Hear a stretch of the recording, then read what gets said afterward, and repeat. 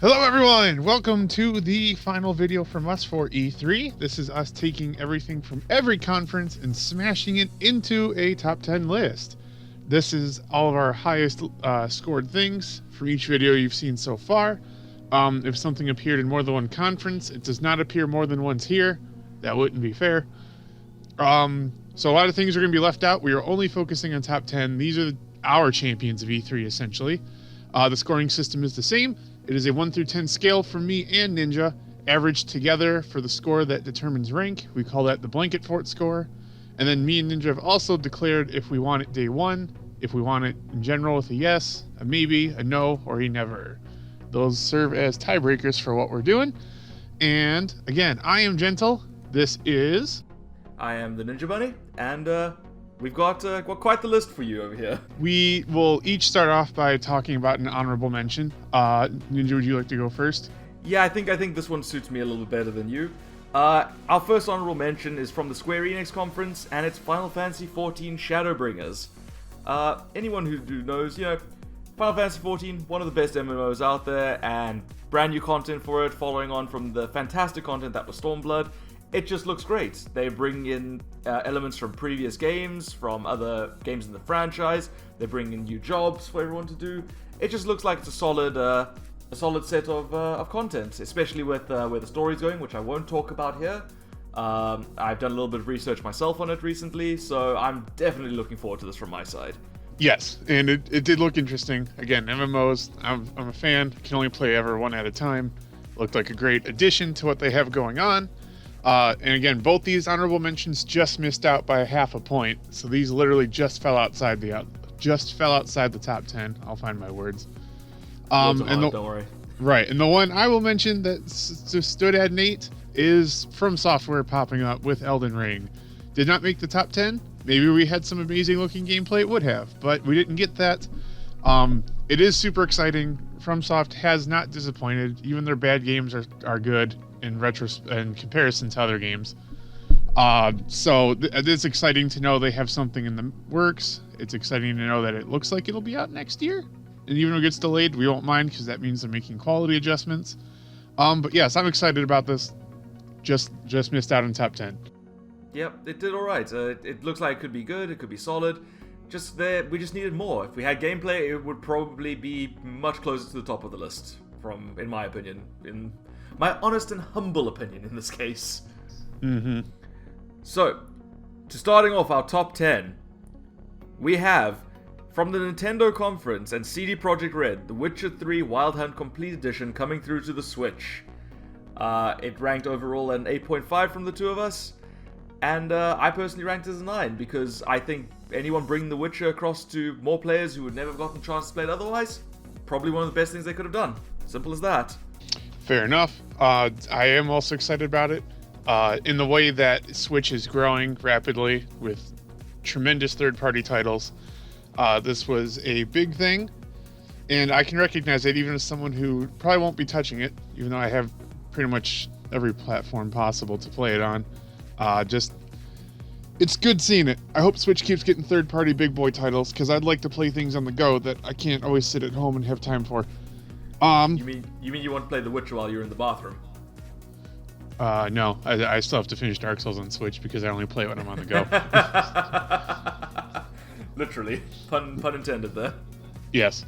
Yeah, to number 9, also with an averaged out score of 8.5, just above our last one. I gave it a 9.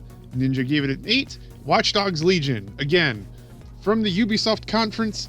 This was Ubisoft's gem of their conference, and they kicked off with it too. I don't think I'm getting it, but holy hell, it has so many things that interest me. Again, the fact there's permadeath. I love that factor. It makes you care about who you're playing with in your party because you don't want to just throw people away. It's such a cool feature to me. I love being able to be forced to be meticulous and careful. I know people are hearing that and say, wait, is he doing a pro or a con? It's a pro for me. Anyone in the world you can pretty much recruit to your team based on their skills. And again, if you lose someone and you lose that particular set of skills, then you're looking for another person with that set of skills and stats. It's from that whole perspective and whatnot. It's super interesting idea to me. It looks great. Over to Ninja. I mean, I agree completely from my side. Watch Dogs Legion looks like it's taking something new. It's changing up the formula a little bit. What it does worry me a little bit, and why I gave it an 8, is it could either be intensely well and deep as a game, or it could be intensely shallow. And a little bit worried about that. I'm hoping it isn't. I know that the first Watch Dogs was, trying to be the gritty, realistic thing, but honestly, I see this as having a great opportunity for just some crazy moments. And Ubisoft, I'm putting my faith in you. You haven't done much to impress me lately, so let's see what you've got for this one. Moving on to number 8, another one with an 8.5. I have ranked it as a 9. Gentle has ranked it as an 8. He will not be getting it, but I plan on getting it on day 1. From Bethesda's conference and id Software, Doom Eternal. Now, I mean, you're killing demons in hell. What more can you want? The movement looks improved. The game looks as great as ever. You're just going to be able to go mental with it. It looks like silly, dumb shooter fun. That's all that it needs.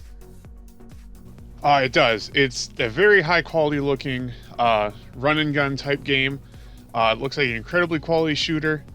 I know Doom is a beloved franchise that, to my knowledge, hasn't really disappointed its fans, besides maybe 1 or 2 black marks I don't know of, because it's been intentionally left out of history. That's called Doom 3. Well, there you go. There it is. There's the black mark that I've now been told about. You can blame him for my knowledge of that now. You're welcome. It deserves to be here. It looks really good. Just because run and gun is not my thing doesn't mean it shouldn't exist. So it's a quality contender. Moving on from that to number 7. I've lost my numbers. So I want to be absolutely sure this is. It is definitely number 7. It's definitely number cool. 7. I promise. Numbers. Lucky 7. The only DLC/expansion to crack our top 10 list here. Borderlands 2 commit is. Well, okay. To be fair, Shadowbringers was. Yeah, you're right. Never mind. I'm an idiot. Shadowbringers was honorable not in mention. the list technically. But yes. close. Close, but not in the list. So Commander Lilith and the Fight for Sanctuary. The Borderlands 2 DLC that is supposed to lead us right into Borderlands 3 story-wise. This is super exciting. It's a great way to keep fans engaged with the previous games until Borderlands 3 comes out, giving you background on the story that you might see upcoming, hinting more towards what you might see at the start of the game, I'm sure. I haven't played yet, but I am going to this summer. Don't you worry about that. I did give it just a 7, though, at the time, because that's what I felt it was. I was like, okay, cool, here's a surprise free DLC. They were really, really short on their showing of it, so it couldn't really go higher than a 7 in my opinion. I'm going to pass it over to Ninja, though, now. Look, any kind of free DLC is usually a good kind of DLC for everyone. And this is expanding on Borderlands 2 of all things. You know, this is not exactly a new game, to put it even mildly. It's definitely far from it, but they've done something good here. They've brought something in to revitalize the franchise. I know Borderlands Handsome Collection is free on PS Plus right now for you PlayStation players, and releasing it for free on releasing the Handsome Collection for free, and then having this free DLC as well. They're just giving you everything to get ready for the new game. It's a smart move from 2K and Gearbox, and definitely something that I'm looking forward to. I'll probably be picking it up and playing it this weekend. And I'm just generally looking forward to it. So, moving on, for the first thing that's not an 8.5 out of 10, we're moving on from the Square Enix conference.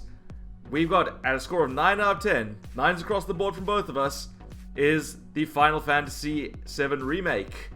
I mean, what more can you want? Final Fantasy VII, considered by most the best game in the franchise. Don't know if I agree with that personally, but definitely right up there. It looks like it's combining the old systems with the new systems to try to give everyone something that they can want and enjoy. Looks absolutely phenomenal. There's no way to dispute that. It looks incredible. And it looks like if they do it decently, they could have something on their hands to build going forward, to bring back the whole franchise and revitalize it from nothing. So, Gentle. Yes, what Ninja said is it's impossible to ignore just how great this looks. Again, I put never as a want, and I mean that. I don't want this. But at the same time, I give it a 9. Just, it looks, because I know what the old one looks like, even though I didn't play it. I've watched plenty. This looks completely brought into the future, and the combat system being updated to meet what current players are into, and still mixing in the old combat system with it, so it's not completely lost. It's just mixed into what's honestly a nice looking hybrid combat system. It looks good. I'm sure people are going to have a tremendous time looking at the world, completely updated from that perspective. I'm sure in remakes, they've thrown in surprises that weren't in the original game that are completely new to this version, which people will be very excited to find. And yeah, that is our number 6. We are now moving on in... Hold on. 1 second. Before we move on, there was something that actually got pointed out to me, and that I had a discussion about today with someone. If you look at how the combat system's working in the Final Fantasy VII remakes, does it not remind you a little bit of the VAT system in Fallout 4? How they redid it over there, rather than completely stopping time, moving everything into slow motion to allow you to give tactical commands. Yeah, it is similar. Maybe that's why I'm interested in it. The only difference is with VATs, you're just targeting you're targeting a part with whatever weapons in your hand. This, you're choosing a special attack, but it is along the same lines. Charge a bar, stop or slow time to do something precise and more powerful. So yes, exactly. It is the same along those lines. I mean, it was definitely an interesting thing to think about for that. But anyway, moving on. Number 5. We are now cracking the top half of our list here. Number 5, as it was before in the Xbox conference. So yay. CD Projekt Red bringing Cyberpunk 2077. Again, I'm probably not touching this, but I give it a 9 because, yes, it looks absolutely like a 9 out of 10 game in my opinion. It looks great. I'm just super picky. Go ahead and spread your hate on me about that because I can't fix that. That's just who I am. But this is going to be enjoyable to watch from my perspective because I'll sure as hell watch streams and Let's Plays of this, and I'll be very interested in the story, I'm sure. Over to Ninja. Yeah, I mean, it does look like pure quality. I mean, think about it. This should just say everything. CD Projekt Red has made the top 10 list twice. Not twice, this E3 alone. I've also given it a 9 out of 10. It's got a 9 out of 10 overall. I think we should just change that rating to say Keanu out of 10 because, I mean, it's breathtaking. I mean, that's all that needs to be said. Look, CD Projekt Red is known for their in-depth storytelling. They're known for being interesting, bringing things out to make you think, to put things in a way that you never expected, to throw curveballs towards you, and I can see this doing that. A lot of people have been a bit upset about, generic white male protagonist and things like that, and I've said just enjoy it. Enjoy the game. Enjoy what you're getting rather than complain about things. From my side, definitely going to pick it up. The only reason it got a 9 out of 10 for me is I get the feeling I'm going to have a problem with the time sync required. It doesn't look like the kind of thing you can pick up, play for an hour, and then put down. And if you're working a full-time job, it's kind of difficult to do otherwise. But, still think it's going to be a fantastic game. Still think it's going to be a more than worthy addition to this generation. And probably I would not be surprised if it comes out as Game of the Year next year. But that's just my 2 cents. We can't say anything for sure until it's fully released. Moving on from there to number 4. Okay, here we go. I'm ready. Here we go again. We've already caught enough about this already today. So, for perspective, this is being recorded on the 14th of June. So we caught enough shit about this already today from people. The Xbox video is live. The other videos are either about to be or being worked on. So, yeah. We caught a lot from this one. But in the 4th spot with a 9 ranking overall, we have Halo Infinite. Yes, I know we haven't seen much. Yes, I know we've only had CG trailers. Yes, I know Halo 5 was a, disappointment, to put it mildly.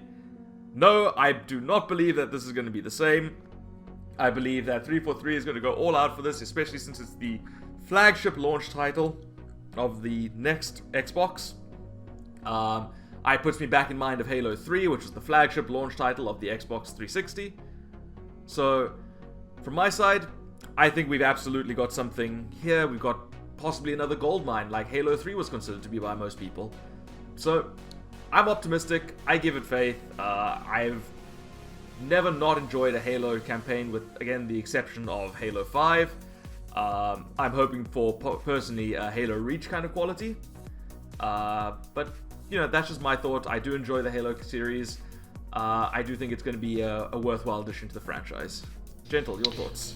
Yes, pretty much along the same lines. Super excited it's a launch title for the next Xbox, because that means when you get it, it seems like you'll have a very quality game to play, which is surprising to me saying, because I really thought that fact that after 4 and me not really wanting to play 5, that I was like, this is the end of the Halo franchise for me personally. I was like, I just don't know if I'll ever get back into it. I think it's over. But then they show me this, and I think I'm right back in it. So they pulled me back in when I thought I couldn't be reached. So based on that alone... Being reached, really? Accidental pun, honestly. Accidental, but I'll take it. Well done. Copyright, trademark, all me. I said it. I gave it a 9. It's 9s across the board from us. I am going to play this. With a little bit of fear of it being like, oh no, it wasn't as great as I thought. But at the same time, it's like, it gives me more reason to jump into the next Xbox when that's out. But now we move on to our top 3, our super, super heavy hitters. At number 3 of all of E3, from Respawn, EA should praise this development studio as their leader. Star Wars Jedi Fallen Order. Holy hell, yes, good-looking Star Wars game. This got 9s from both of us. We're both getting it day 1. That might make streaming it a bit pushy between us if we both want to stream it. But you know what? That's fine. Just yes. The Force abilities they showed off look great. The lightsaber usage looks great. The interaction with other characters and like you strategically in what they showed off, like attack a refinery on Kashyyyk. And I know there's going to be so much more than that. I'm curious what planets we're going to visit. They have me fully invested in what they're doing. I'm very, very ready to finally play a Star Wars video game for the first time in probably literally years. Ninja? Yeah, got to agree on that. I do think streaming will be interesting, but I think I can concede it across to you from my side. I will take that hit because I will probably do the Doom streams at that point. Right. We're talking less than 2 weeks apart for those two, so it's definitely gonna be an interesting one. Gonna be a good month. So we've got a few good months coming up. November, September as well is going to just be colossal. Oh my, September. Yeah, God help us all. But back to Jedi Fallen Order, it looks like they've taken the formula, they've seen what's worked, and people have been wanting an explorative Star Wars game, and they've got what looks to be the explorative stuff there. They've got a solid movement system by the looks of it. It's got Respawn's trademark mobility. I'm very curious to see how the Force powers are going to adapt and evolve across the game. Combat looks like it could be much more tactical based, especially against the tougher enemies. So definitely something that I'm looking forward to. It's something that I'm really just extremely excited to give out a try for myself. So moving on to number 2.